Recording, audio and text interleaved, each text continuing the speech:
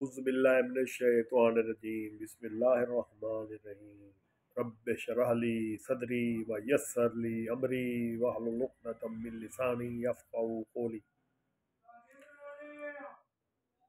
नाज़रीन, रूहानी तजल्ली चैनल की तरफ से अस्सलाम वालेकुम। नाज़रीन, मैं आज आपको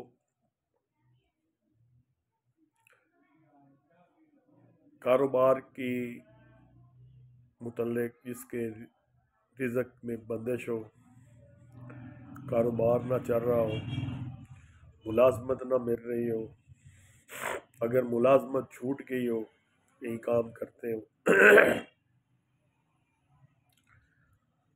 तो इस किस्म के जो माली मसाइल हैं उनके मुतल्लिक़ आपको एक मैं आयत मुबारक का आपको बताने जा रहा हूँ।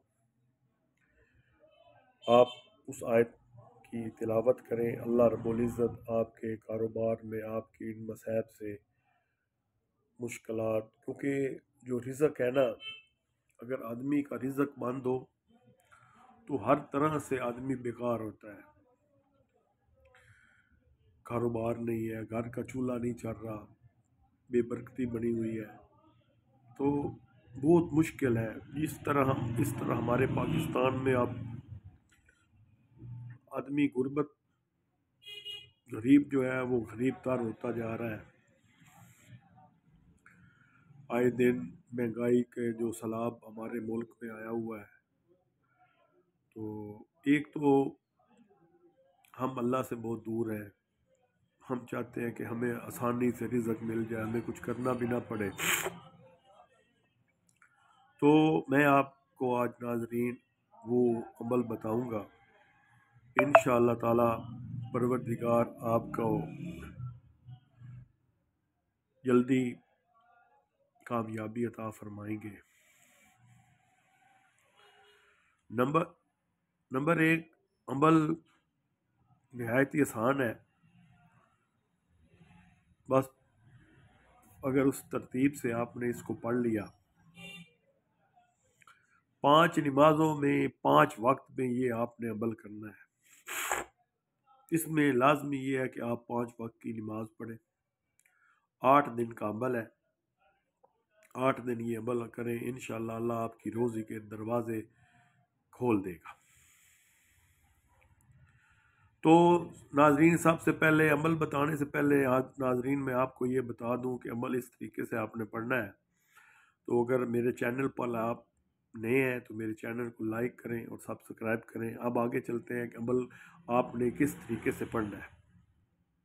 सूरत है मुज़म्मिल, पारा नंबर 29 में है। इस सूरत को आपने 3 मरतबा फजर की नमाज के बाद पढ़ना है,